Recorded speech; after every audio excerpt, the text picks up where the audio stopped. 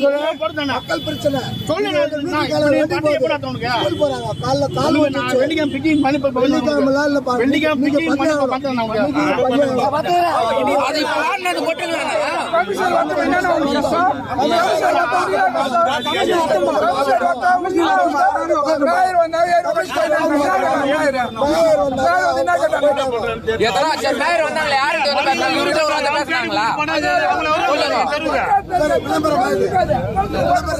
போன வாரம் சொன்னாருமா இவரு கூட அடுத்த வாரம் செய்யறாங்க எப்ப செய்யறாங்க அவர் போன வருஷத்துக்கு